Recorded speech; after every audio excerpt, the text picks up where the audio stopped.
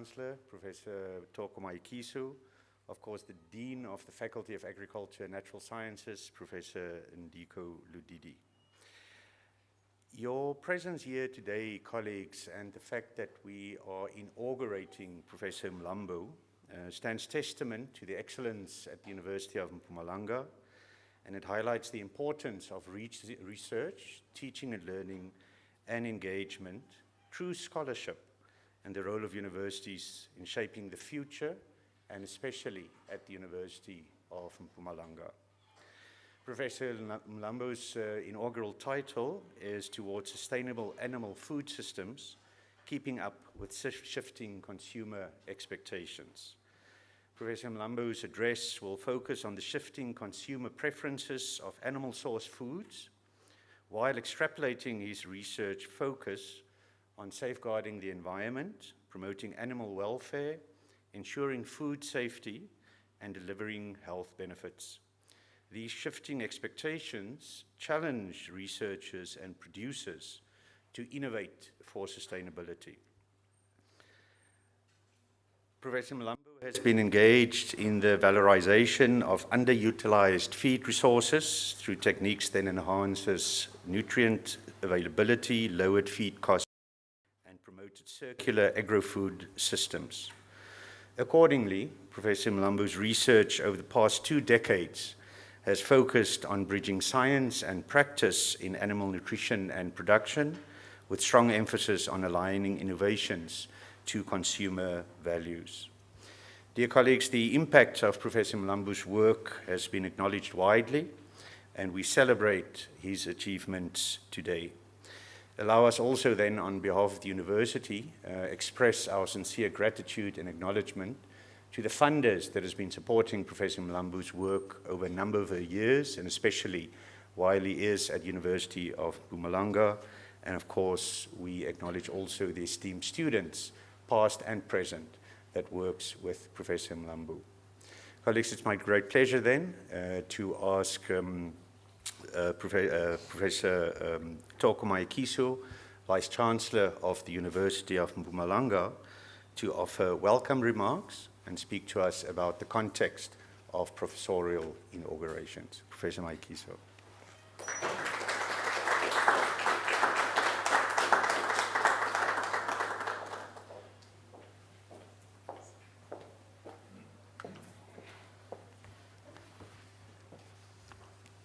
Good afternoon, colleagues.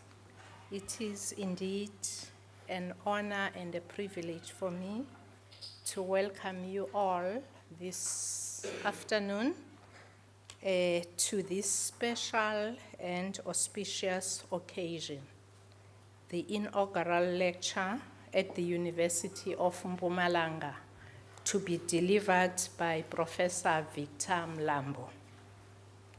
Professor Mlambo was appointed as a full professor in animal science at the University of Mpumalanga with effect from the 1st of June 2018, and was the second full professor to be appointed at the university.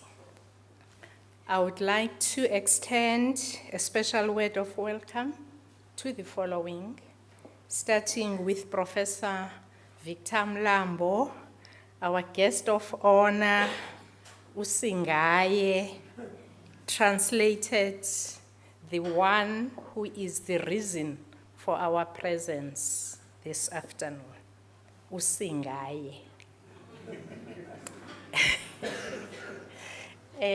Professor Kenny Mnisi from the Northwest University, Professor Kulisa Ravuhali from the Northwest University, Professor Elton Chivandi from the University of the Witwatersrand, and other guests, special guests of Professor Mlambo who are present here this afternoon, Professor Ludidi, the Dean of the Faculty of Agriculture and Natural Sciences, members of MENCO, members of eMenco, deans, other deans, We have Professor Prof, the Acting Dean of the Faculty of Economics, Development and Business Sciences. We have heads of schools, academic and support staff, students, ladies and gentlemen. I hope I've covered everyone. This is indeed a prestigious and special occasion for the entire community of the University of Mpumalanga and beyond. Thank you all for taking time to share this day with us. The University of Mpumalanga, as part of its pioneering journey, Luhambo Lwemhlahlandlela, has taken its place steadily and steadfastly alongside other universities. Whilst having ample opportunities as a new university to innovate and be visionary, UMP also has the inescapable responsibility to tap into some of the traditions of universities, such as the delivery of inaugural lectures. The rite of passage to become a professor in a university has for hundreds of years included the test of having to profess one's knowledge to fellow academics and the lay audience. Indeed, the origins of the title professor come from the need to profess or declare publicly one's knowledge. The inaugural lectures are intended to signify that UMP is taking its rightful place among institutions that acknowledge and celebrate scholars who have excelled, thereby showing endurance. To be a professor is not an overnight affair. It requires endurance, it requires vision, it requires resilience. When your article is being rejected, you have to resubmit. So it requires resilience and tenacity.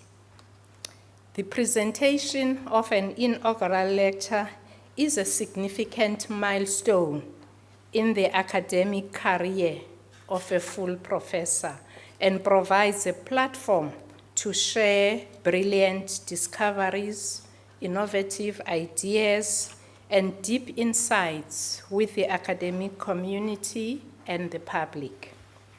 This lecture, therefore, provides a platform for Professor Mlambo to share past research and allow us to peep into present and future research. He will be sharing with us his achievements in research, innovation, teaching, and engagement, and showcase the impact of his academic endeavors nationally and internationally. The idea is for the professor to share his academic journey in a language that is accessible to all, including those of us not coming from his discipline. As a psychologist, I must understand animal science today, Victor.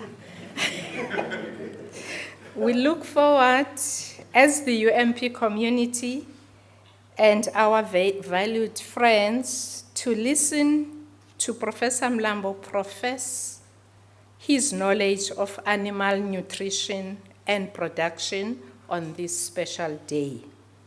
Over the past 7 years, we have witnessed Professor Mlambo's commendable commitment to advance the vision of the University of Mpumalanga to be an African university, leading in creating opportunities for sustainable development through innovation.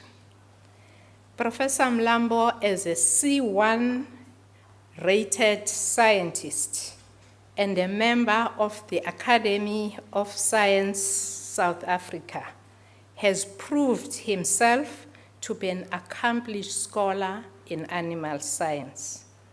Prof. Mlambo, thank you for embodying the values of UMP, of excellence, of integrity, diversity, collaboration, adaptability, relevance, and inspiration.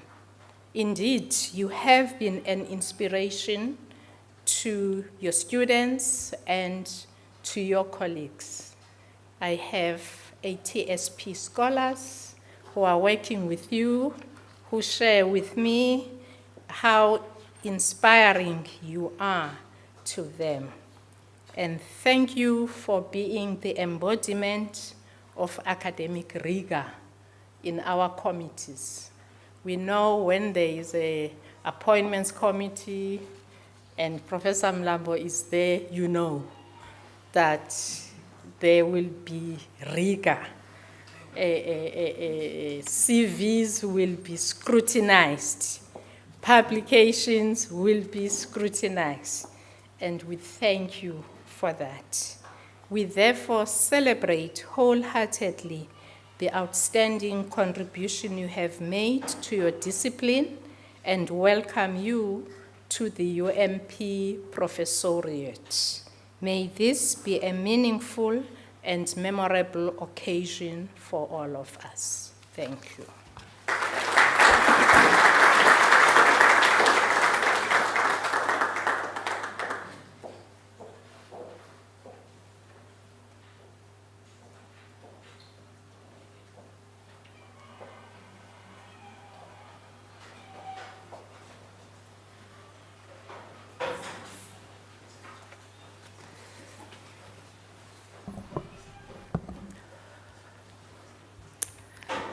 Madam Vice-Chancellor, Professor Thoko Mayekiso, the Deputy Vice-Chancellors of the University of Mpumalanga, members of MENCO, IMENCO, and deans of our faculties, distinguished guests, ladies and gentlemen, colleagues and friends.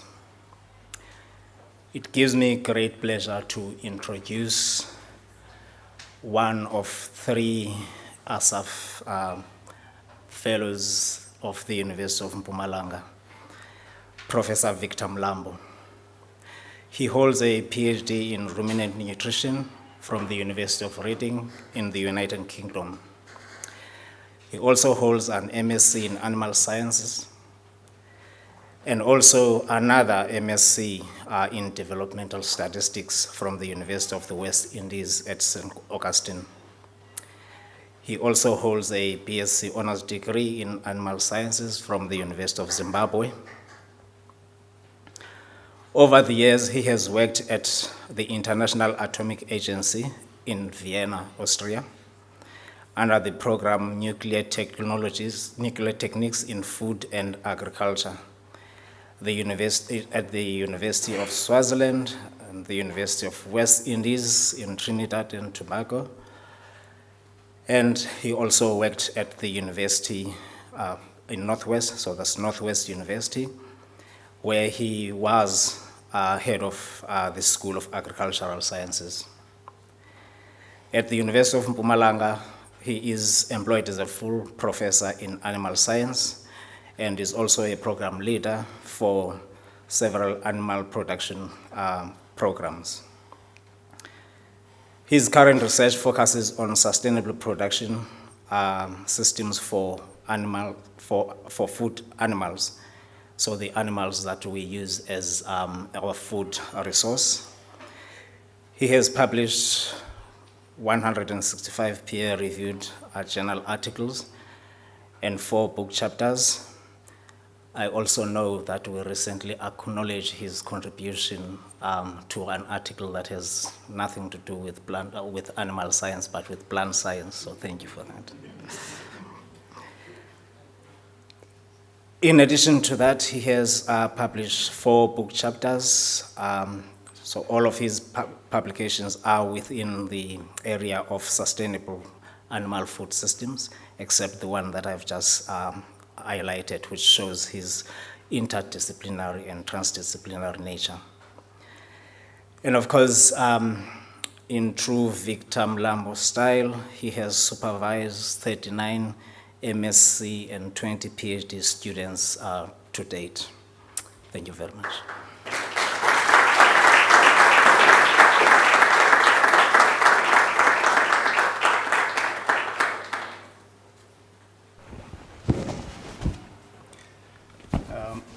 Vice-Chancellor, DVCs, Deans, ladies and gentlemen, it is my distinct pleasure to present this lecture to you today. It is entitled Towards Sustainable Animal Food Systems, Keeping Up with Shifting Consumer Expectations. The modern consumer, the modern meat consumer, is quite a fastidious one. It's hard to please. He's a tough customer. The work that we have been doing over the years have been simply trying to keep up with the demands of the modern consumer. So today, I want to talk to you about how we have ensured that animal production remains sustainable while meeting the expectations and preferences of the modern consumer. So I'll do that by looking at a brief history of meat, the relationship between man and meat. Now, maybe before I do that, do we all love our meat? How many people here love their meat? Let me see. Okay.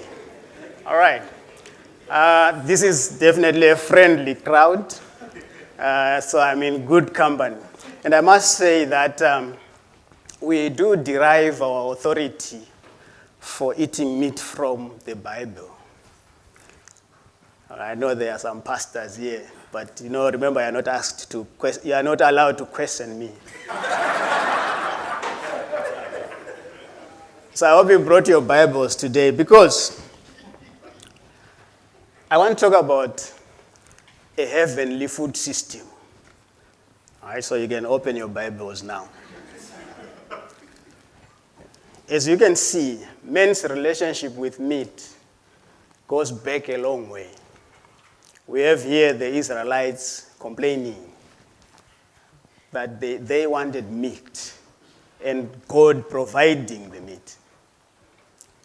So I call this a heavenly food system because it contains both carbohydrates and proteins.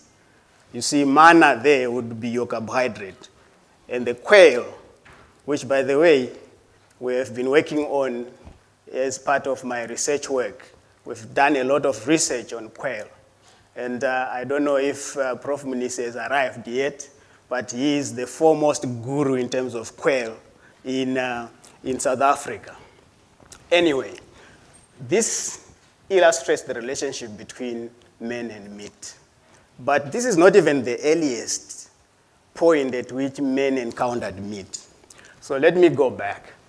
If we go back to the caveman era, 10,000 BC, at that time, meat was survival. It was not a dietary choice. It was hunted at this time. So any meat would do. If we move towards the ancient civilization, meat became associated with power, wealth, and rituals.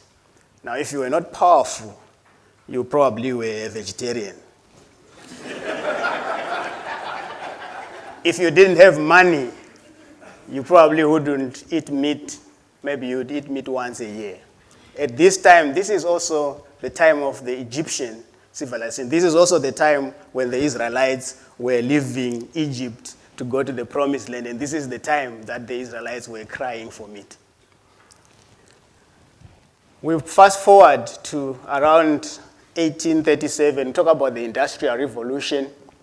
At this point, meat becomes more accessible. It's also processed. This is the advent of the meat grinder, minced meat, sausages. Meat becomes anonymous. You don't know what kind of meat is it. It's ground. Is it pork? Is it beef? Where is it coming from? We no longer know. This is the Industrial Revolution. But most importantly, more people have access to meat. Now, fast forward to today. Today, I want to call this the sci-fi era.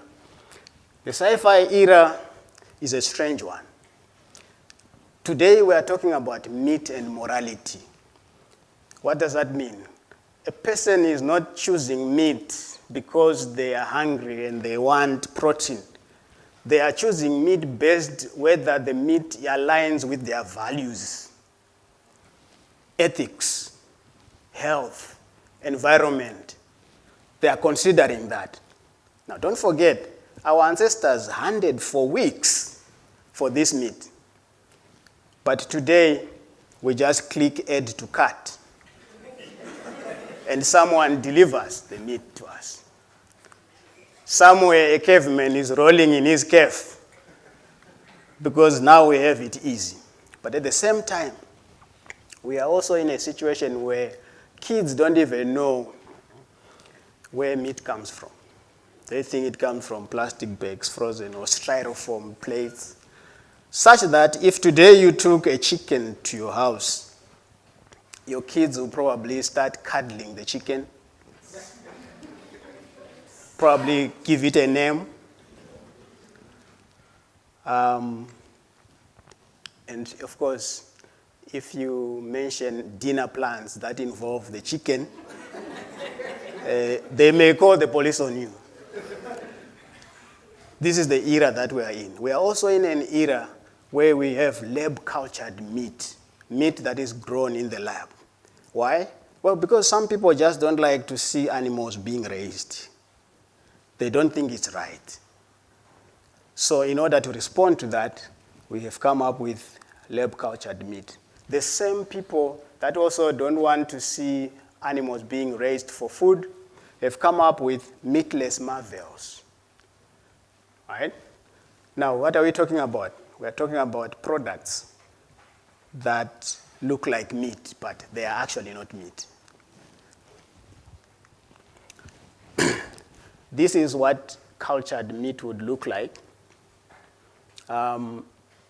They produced a burger using cultured meat. So we take cells from an animal and we grow them in the lab in a petri dish and created a burger that cost 250,000 euros, which is about 5 million rands, one burger. But maybe that is the future. We don't know. I spoke about meatless marvels, plant-based meat. Looks like meat, but it is not meat. So we'll come back to that. That's why I asked when I started whether you guys like meat or not, because I wanted to know that the crowd is not hostile. The demand for real meat is still outstripping supply. And this is because of several factors, like the increasing human population, rising income, growing economies, rapid urbanization. These things are driving the demand for real meat. If we look at the amount of meat that each person consumes per year, you will see, of course, it varies with countries to as far as 125 kgs per person per year. South Africa seems to be catching up. I'm not actually confident with that figure myself. Because have you gone out on weekends in South Africa, all the Shisanyama places, entire cows on the braai stand in South Africa. So maybe there's something wrong with the survey that was used to collect information here. But anyway, what I want to illustrate here is that in 2050, for us to meet the demands for meat, we need to increase the amount of animal protein by 70%. So how has the animal industry responded to this demand for meat? The animal industry, remember, it's a business. They need to make money. They have responded by intensifying animal production systems, basically trying to produce as much meat, milk, and eggs from the smallest possible space. Now, this has worked in terms of meeting the demand for meat, because if you do that, efficiencies increase and you can produce meat. But there is a problem. These production systems have not always met society's expectation and consumer preferences. These production systems fall short of what society expects of us. The animal industry services the society. So society must accept what the animal industry is doing. So what does the modern consumer prefer and what do they expect? Well, remember I said the modern consumer is quite fastidious. It's a long list. I mean, you have seen people shopping for meat in restaurants. They will pick a packet of meat, look at it, frown, shake their head, and put it back. Pick another one, same with eggs. Pick a carton of milk, study it, read what's written there, shake their heads and put it back. Maybe it's the price. But it could also be the color of the meat. It's not bright enough. Sometimes it's not organic. I don't want eggs that are not free range, right? So all these are the preferences of the modern consumer. They want their meat to be palatable, to be nutritious, to be healthful, to be fresh, to be safe. By safety, I mean they have to microbiological safety. They should not contain hormones or antibiotics for that matter. The meat should be ethically produced. We'll come back to that. The meat should come from systems that are environmentally sustainable. But most importantly, the meat should be affordable. So that's the whole list. So ethics, health, environment, cost, all these drive consumer choices. Well, other stakeholders in society, they want animal agriculture to be banned altogether because they feel that some of the problems we are seeing here cannot be fixed. But this is where we come in. So we are in the age of meat and morality. Now remember in Exodus, the meat fell from the sky. But today we are being told we should skip it on Mondays. You might have heard of the Meatless Mondays campaign. The fact that we are talking about climate change being driven by animal agriculture. We have animal rights who believe that it's wrong to keep animals for food. And we have people, of course, who associate meat with all the several health problems that mankind faces, including high blood pressure, diabetes, and so forth. So we are in the age of meat and morality. The question is, as an animal scientist, what is it like in this age of meat and morality? As animal scientists, we must respond. We are not going to bury our heads in the sand and say, oh, it's their problem. We must respond. And over the last 15 or so years, our research journey has been to try and respond to the ever-evolving demands, expectations, and preferences of the modern consumer. We have had to deal with several contemporary challenges just so that we can comply with the demands of society. And that means we need to make sure that animal production systems are sustainable. and that they meet the demands of our consumer. Otherwise, we can quickly become irrelevant. So what are the challenges? Unethical production systems, the negative impact of animal products on consumer health, the negative environmental impacts of animal production systems, competition between humans and animals for food, as well as unaffordable animal products. Now, that is a long list.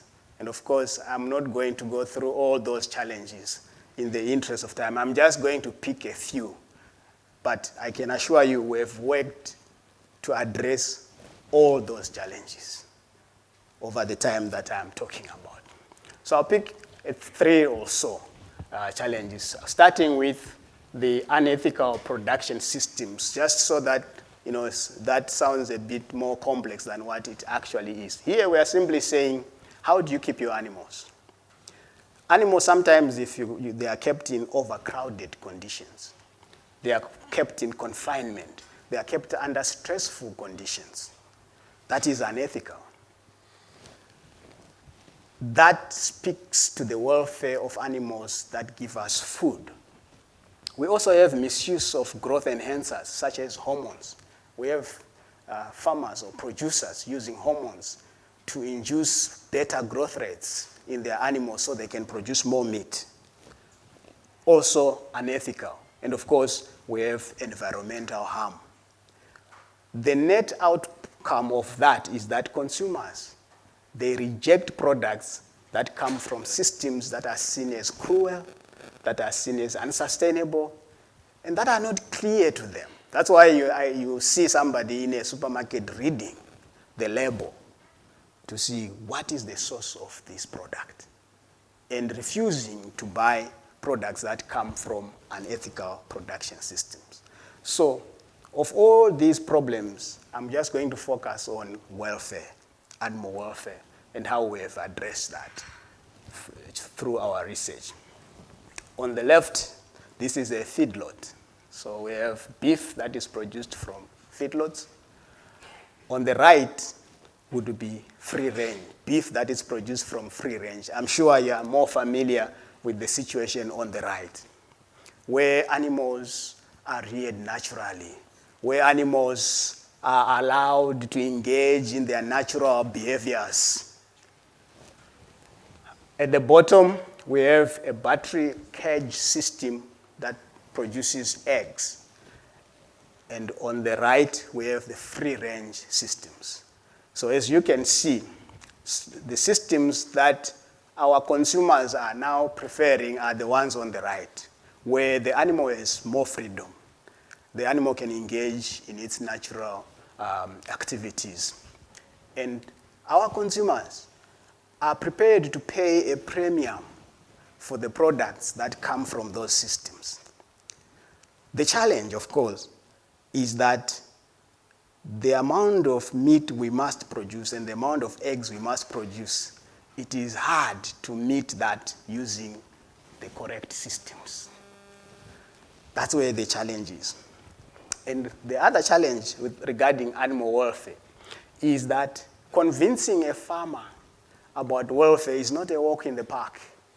It's difficult because that is not the language that farmers speak. Farmers don't speak the language of ethics and welfare.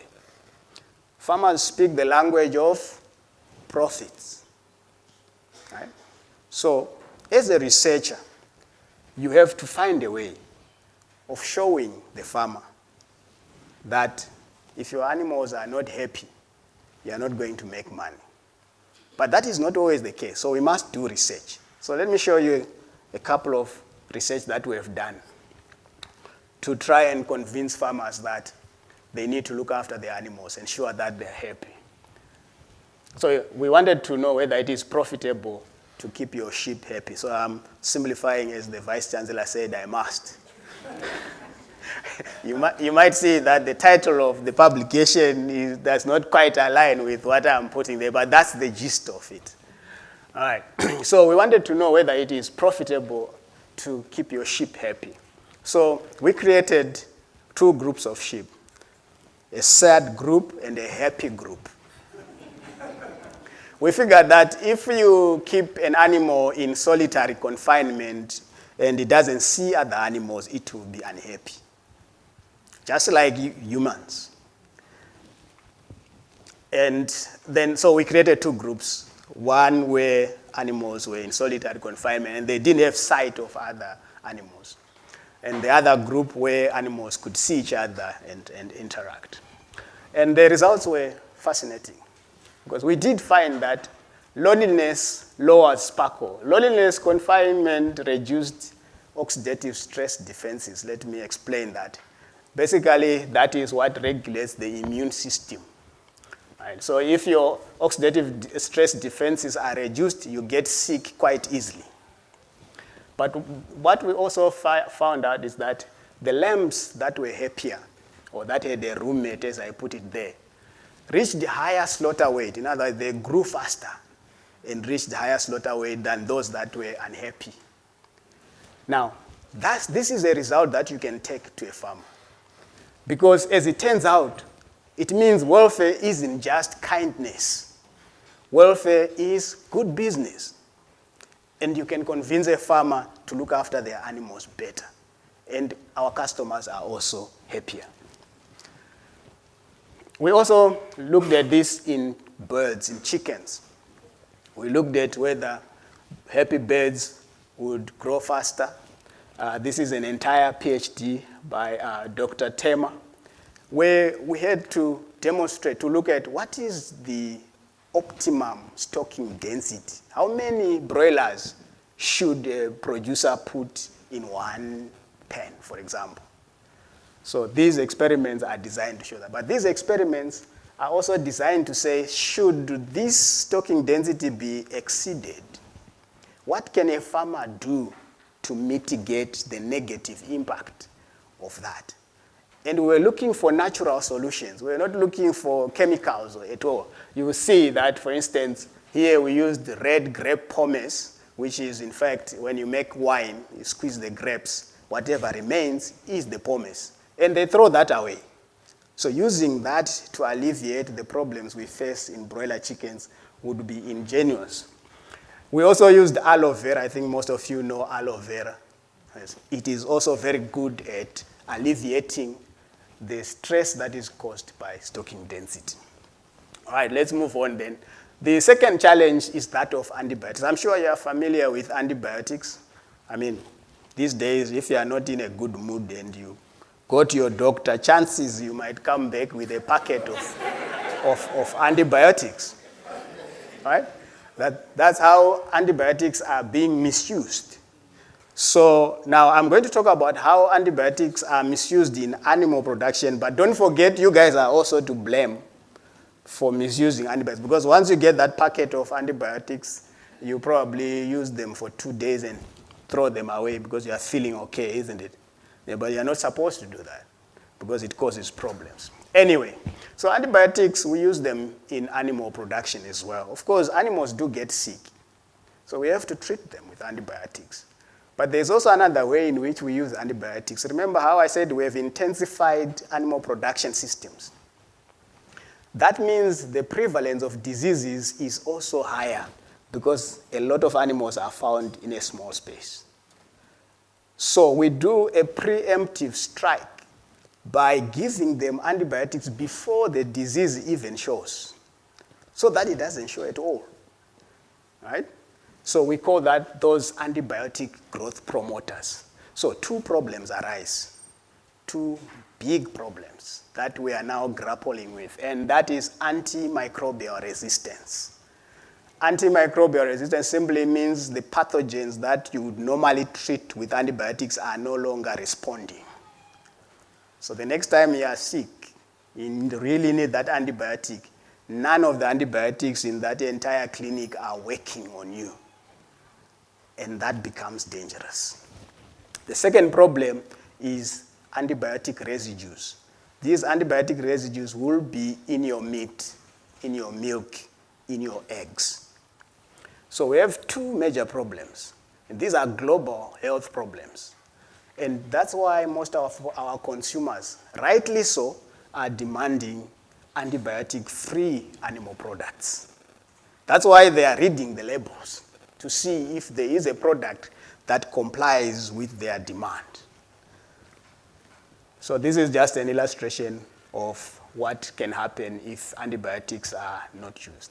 So one way in which we have tried to resolve this challenge is through alternatives to antibiotics. But before we even go there, we needed to understand the status quo. So in this study, we wanted to know, why does South Africa appear reluctant to transition to antibiotic-free poultry production? Because in other jurisdictions, in the EU, in the US, antibiotics have been banned, are restricted for use. But here we still go on with that. So together with Dr. Nduku, Dr. Stemba, I saw her somewhere here, we set out to find out why this is the case. We wanted to analyze what are the stumbling blocks, but we also wanted to know what are the enablers, what are the opportunities for us to actually start moving towards antibiotic-free poultry production. So these are the things that we found. We found that because it's warm here, right, there is a higher disease burden in South Africa or similar areas. There are also inadequate biosecurity measures, and most importantly, inadequate regulatory and monitoring frameworks. That is very important. That allows people to abuse antibiotics when they are looking after their animals, because no one is checking, no one is monitoring, right? And also a lack of sustainable alternatives. Do we have alternatives for antibiotics? Because we cannot just ask farmers to say, stop using antibiotics, and we don't have options for them to consider. That is where we come in. So we have done quite a number of studies looking for alternatives to antibiotics to address this concern. We've looked at bacteriophages, we've looked at plant extracts. You heard me earlier talking about aloe vera, also talking about grape pomace. We've also tested those as alternatives. We've also looked at prebiotics, probiotics, and nucleotides. So there's a lot of work around that. I'll just showcase just a few publications from this work. And this is the work on bacteria. For those who don't know what bacteriophages are, these are viruses that are capable of killing the bacteria that cause diseases. So we have here 2 PhDs. The first one is from our very own newly crowned Dr. Dlamini, who looked at salmonella-specific phages. You do know salmonella is a big problem in poultry. All right? And this work, of course, involves recruiting or identifying and isolating the phages, characterizing them, testing their viability and survival in different conditions, encapsulating them as he did, and finally feeding to the chickens. Now you can see how long that process is. All right, so a PhD in animal science is no walk in the park. That takes a number of years to develop a product that can be tested in chickens. But this is the paper where we now tested these phages in chickens to replace antibiotics. The same kind of work was done by another PhD student of ours, supervised by myself and Professor Ateba. Professor Ateba is here today. The first one, Dr. Dlamini, was supervised by myself, Professor Mnisi, who's also sitting in the crowd, and Professor Ateba. So we've been working to develop phages. The second study is phages against E. coli. And this is in beef cattle. Right? And the salmonella and the E. coli are multi-drug resistant strains. They are already resistant to the antibiotics that I've been talking about. And we were able to come up with a cocktail of phages able to destroy them. So these are products that are already available for people to use as alternatives to antibiotics. In terms of nucleotides and probiotics, this is work that has recently gained attention these days. And we are looking at whether we can use nucleotides and probiotics to replace antibiotics in poultry production. And you'll see in the second paper, you'll see that this is a description of a phenomenon that has never been described before, and a presentation of hypothetical mechanisms of action when you combine nucleotides and probiotics. So these are things that have not yet been thought of that we are proposing here. And Vice-Chancellor, you did mention that we do have some young, precocious talents that are within here at UMP. And the first author there, I'm sure you do recognize this name, no? Yes, this is an ATSP fellow. And by the way, this is work from his PhD proposal. The studies have not yet been done, but he is proposing ideas, and the scientific community is saying, yes, we agree with you. This is possible. Now he is going to collect the data and support his hypothesis. But I'm just saying, VC, that the future of UMP is certainly guaranteed because we have some talented youngsters coming through. You will see that we do collaborate. Dr. Mhlongo is a postdoc here at UMP. Dr. Ogadala is a staff member here at UMP. So we all work together Professor Muniso will be co-supervising, sponsored for his PhD. He has already gone to start his work on that. But this is the work that we're doing in order to replace antibiotics with viable alternatives. The other challenge is enteric methane emissions and climate change. I'm sure you're familiar with the issue of climate change. I mean, we have so many climate change activists. And enteric methane simply means methane that is produced from the stomach, and this is the stomach of the ruminant. It's a greenhouse gas, and it is 80 times more warming power than carbon dioxide. So obviously, climate activists are saying animal production is the major cause of this. You need to see what you can do. What climate activists don't know is that we knew about methane, the problems with methane before they even came along. Why? Because when a cow releases methane, it is a loss of energy from the diet. And farmers and producers have always wanted to reduce the levels of methane so that their feed can go a longer way. So we have been working on how do we reduce methane emissions. Just to illustrate that, a single cow can emit up to 500 liters of methane per day. And that's an equivalent of about 10 to 12% of the energy that this cow could use to produce milk. Right. So obviously that concerns us as nutritionists. So we have come up with strategies to reduce the levels of methane that are produced by animals. And those are some of the publications that we have put together. This is during our very early years of doing research. Later on, because of the work that we would have done, you get approached by international researchers and scholars to work with them. And you see these are some of the publications that came out of that.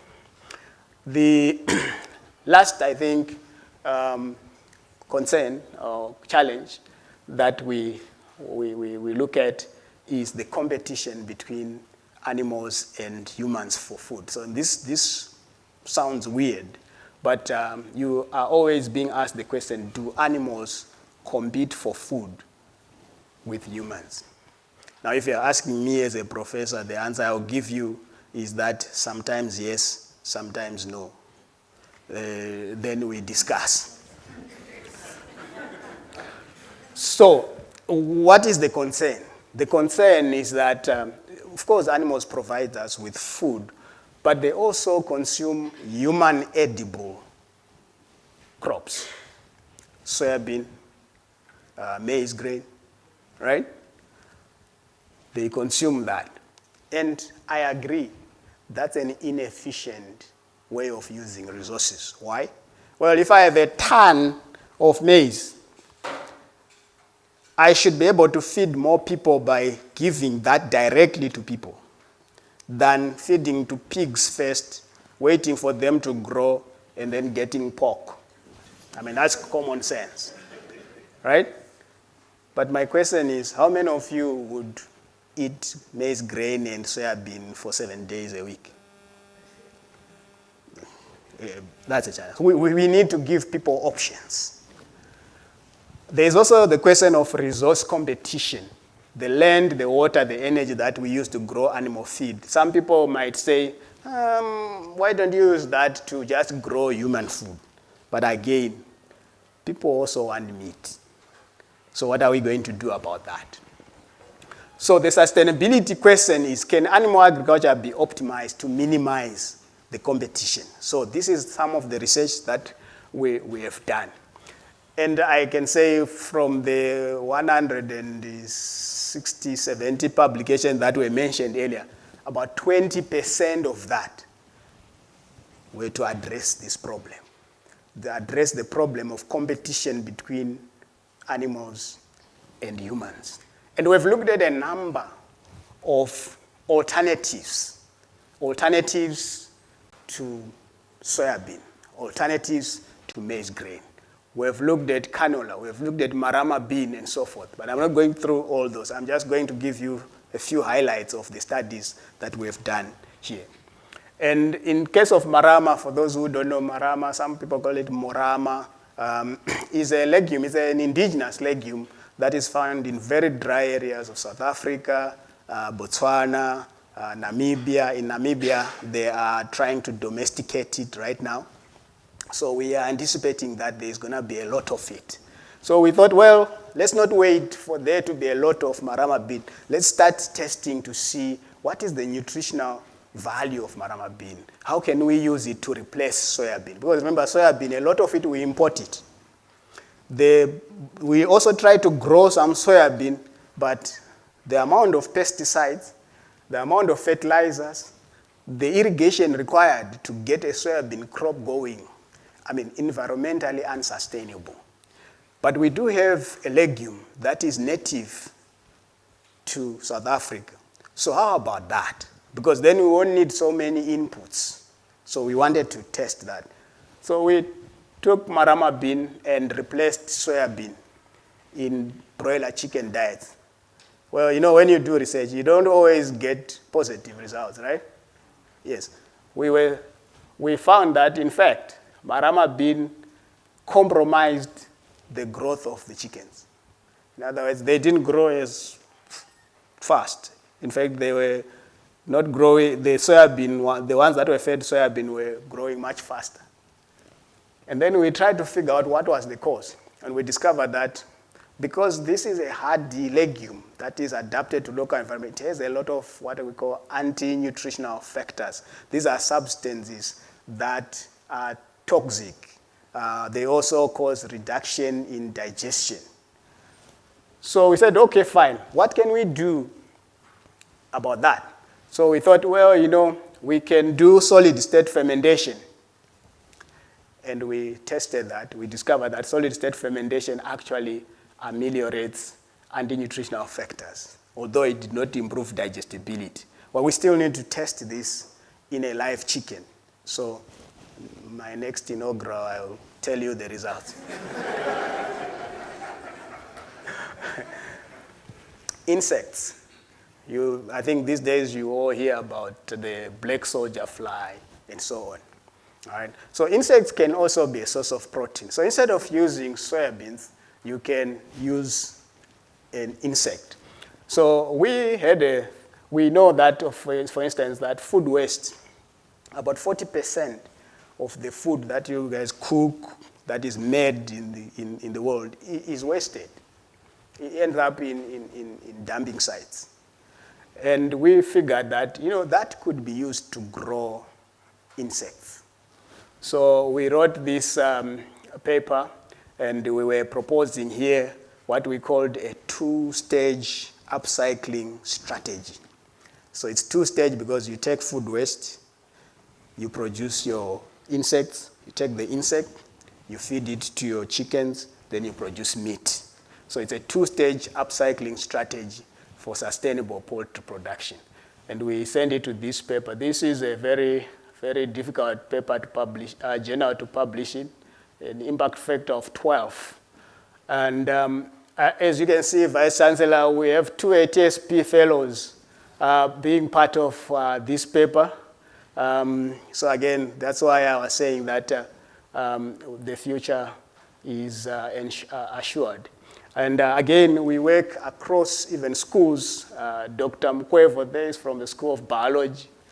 We don't care whether you are not an animal scientist. We still bring you for the skills that you can give. These problems are complex problems. If they are complex problems, require a multidisciplinary approach. So you can't work alone, because otherwise you won't bring the solution to the table. So we also looked at seaweeds, which can be used to feed animals to produce bioactive compounds for poultry. So what is the vision for the future? Well, science remains our best foot forward in terms of shaping ethical, resilient, and acceptable animal productions. They have to be acceptable, because if they are not acceptable, we have a problem. We get campaigners, rights activists on our tails. These sustainable animal food systems are not just a scientific challenge. In fact, they are societal imperatives. We need to coexist with society. I read a paper recently by Prof. Franz Swanpo at UP talking about capacity development. And I agree with him that when we're talking about sustainable food systems, we need to ensure that we train researchers that have the skills to be able to operate in such a complex system. Of the 20 PhDs and the 39 masters that we have trained through here, they are all trained to function in a multidisciplinary environment that allows them to address these complex problems. And I think we should continue with that, because that is the way forward. Let me end by acknowledging quite a number of people, friends and family. Being here, of course, is a result of love and support. You can be smart, you can be all you can be, but without the human connection, you have problems. So to my friends and family, you are the reason I am. You are all my reasons. The institutions, my home institutions, Vice-Chancellor, DVCs, deans, thank you for your support. Thank you for creating an enabling environment. It is that environment that makes people stay in one place. Because people really, when they leave their managers, not the institution. So thank you very much, deans. Dean Bewe, former Dean Bewe, thank you very much. When I came here, I found him as the dean. He gave me a good home as well. Prof. Kutu, for providing clear leadership and for being patient and also trusting. Because sometimes they let you do your thing, which is good if you are an academic. Right. Thank you, Dean Ludidi. You've just arrived, but we already feel like we are in sync. So thank you again for also providing a good environment. Northwest University was my first home in South Africa as I came out of the Caribbean. In fact, DVC, teaching and learning, had something to do with that. So thank you very much for that as well. University of the West Indies, where I worked for a number of years, the International Atomic Energy Agency as well. They gave me the freedom of their famous Cybersdorf labs, where we did nuclear applications, where I cut my teeth as a researcher. The University of Reading, where I graduated, and the University of Zimbabwe. The Department for International Development, they funded my PhD and also gave me work to do soon after. My former supervisors and mentors, Professor Owen, Professor Mwela Harvey, Dr. Smith, Dr. Mold. All those four were my PhD supervisors. It's not that I was a troublesome student or anything. I needed a lot of handlers, not at all. Each of them brought something different to the project. It was also a multidisciplinary project, so it required quite a number of people. Professor Ndlovu, the former Vice-Chancellor of NAST in Zimbabwe, was my MSc supervisor. He's late now. And Professor Mpofu, the current Vice-Chancellor at University of Chinhoyi, was my undergraduate supervisor. And Professor Maka, he was my mentor at the International Atomic Energy Agency. I also want to acknowledge my former and current research collaborators, former and current students. I'm only going to mention the professors.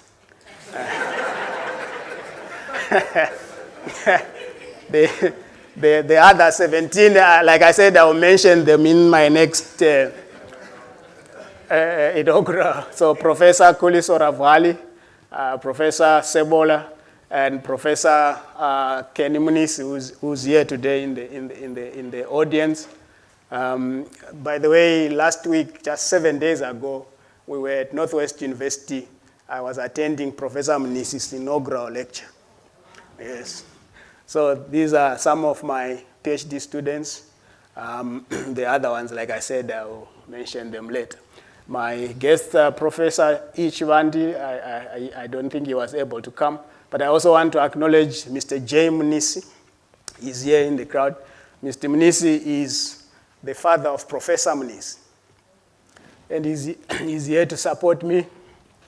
So sometimes when you do this supervision and so forth, you create ties that bind. So thank you very much, Baba Muniz. I appreciate. Thank you, ladies and gentlemen, for joining me for this lecture.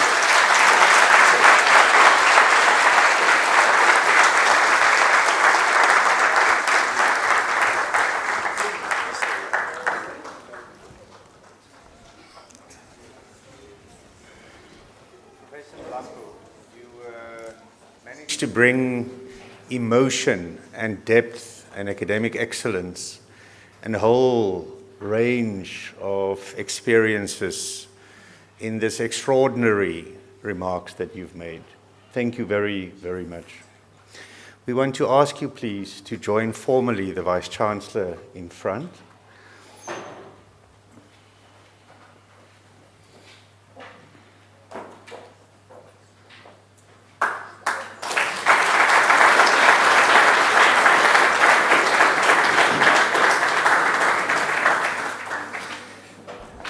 So, dear colleagues and esteemed guests, this token and certificate from the university now formalizes the inaugural lecture. We present to you Professor Victor Mlambo.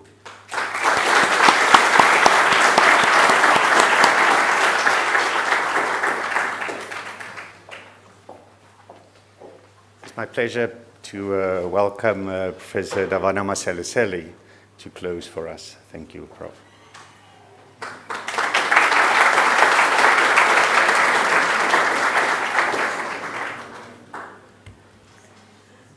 Limadekwano.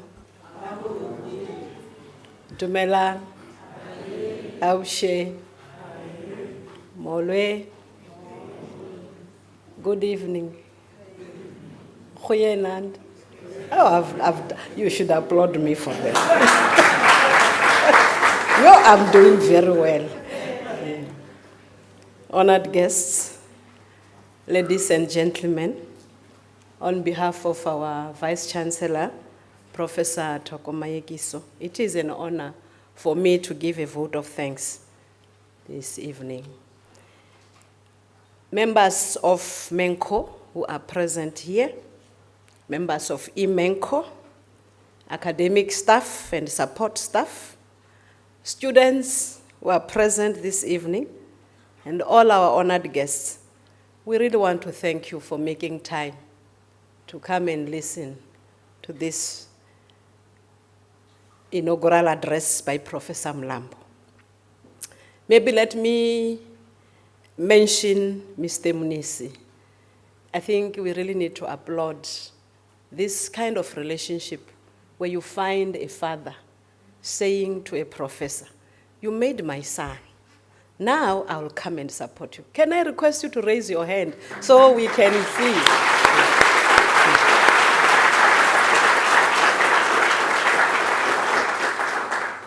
This is a way of saying thank you as well. So you see, behind every successful person, there is a family.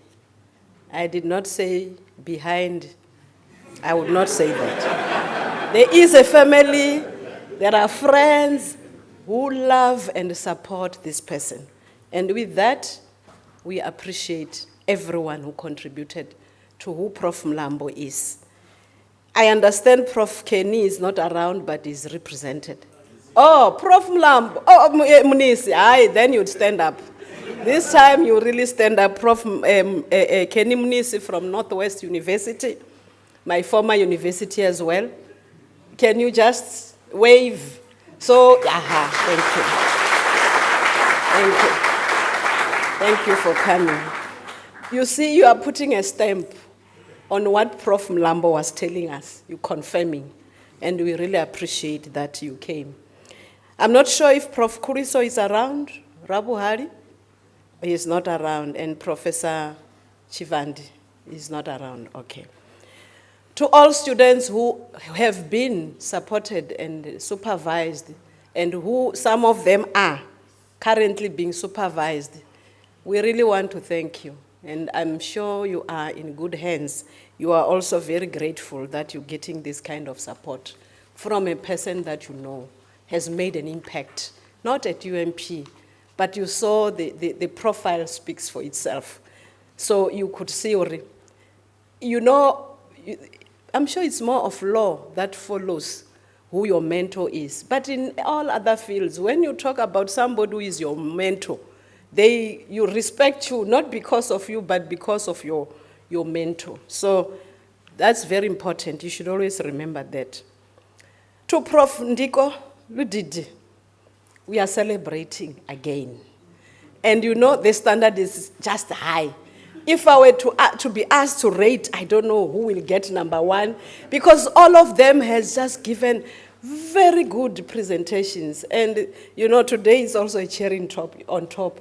You know, when a person talks about meat, we salivate. And that's what we were doing. And you know, we really thank you, Prof. Ludidi, for leading from the front, supporting your people, because when the faculty grows, the dean also takes the accolades.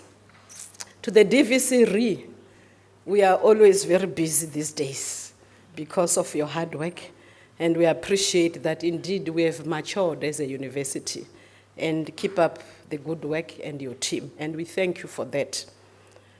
To our Vice-Chancellor, Professor Thoko Mayekiso, our visionary leader, you know, look at what your pioneering journey has done for us. We are walking tall, just like other institutions, because of this leadership. That creates an environment where an academic will, you know, play, because in the labs, that's where they play. That's where they get comfort. And you never block anyone. Instead, you allow us to do what we know best and look at the fruits. And as you always say, Luhambo, Lumhlahlanje Ndlela. You have led with, you know, fearlessly so. Because, you know, when you're starting from nowhere with nothing, it is very challenging. You are not sure of the journey that you are taking. And that's why it is indeed, it has always been a pioneering journey, a journey of success. We are here. You have made us who we are, and we appreciate it. Can we applaud our Vice-Chancellor? I wish you could give her a standing ovation.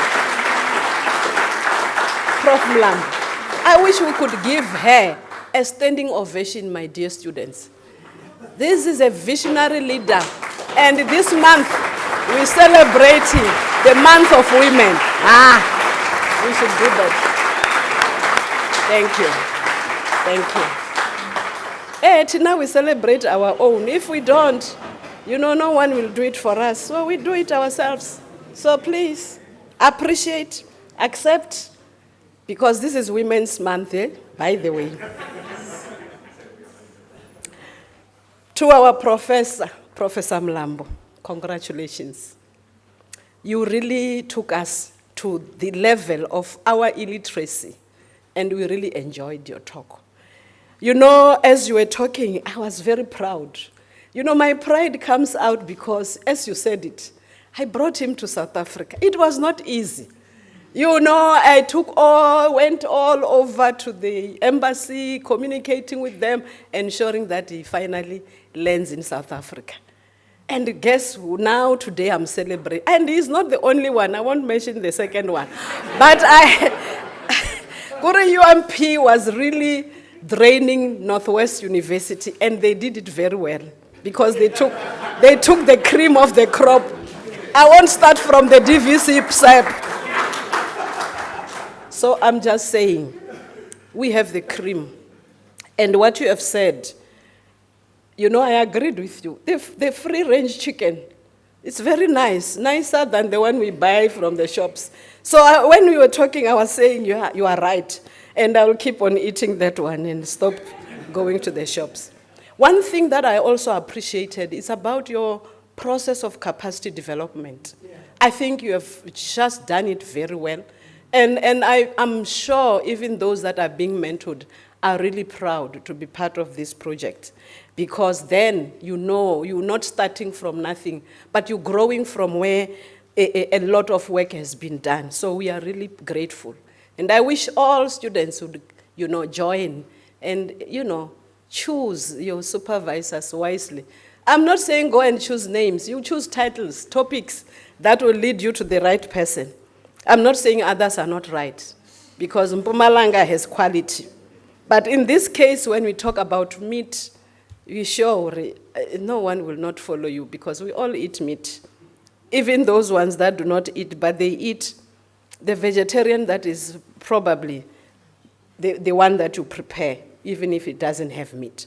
So I'm saying we are grateful that you are able to develop our young academics. You know, we are an African university, and when you talk about marama beans, I was happy to realize that you are also using indigenous knowledge to also address our issues. So we congratulate you.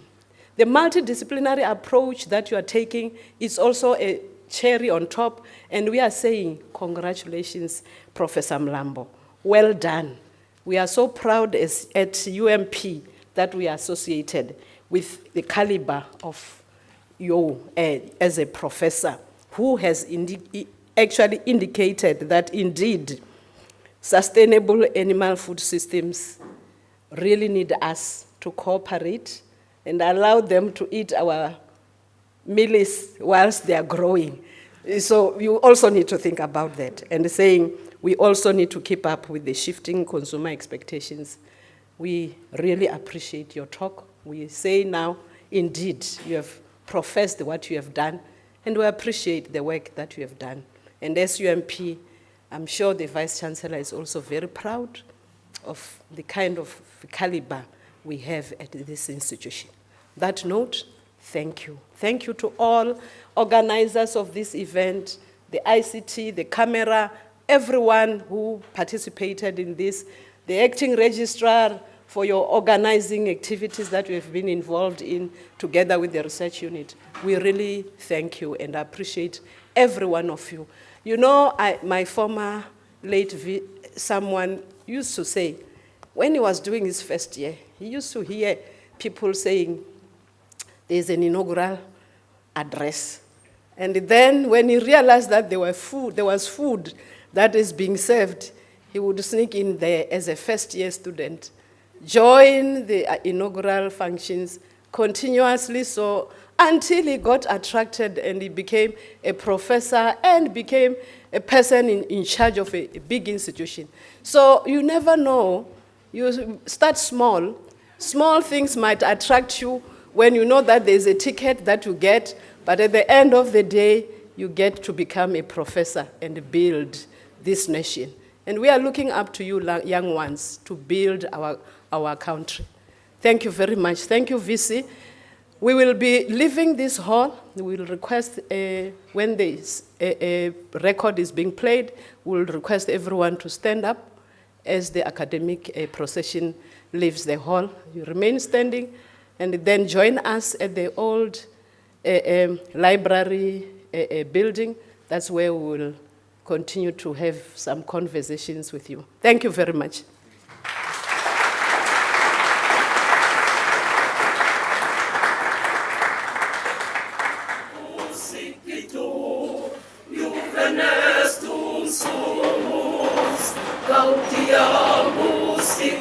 May you all stand.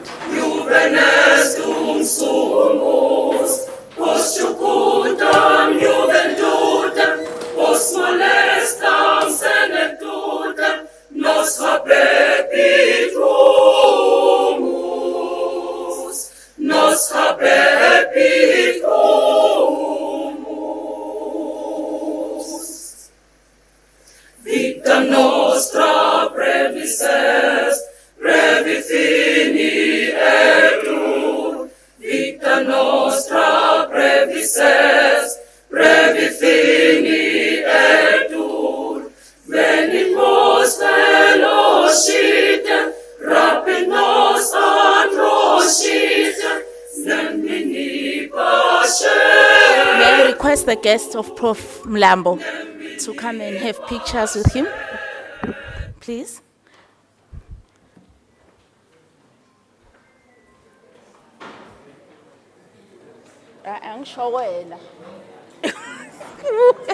Yeah? All Prof. Mlambo's guests, please.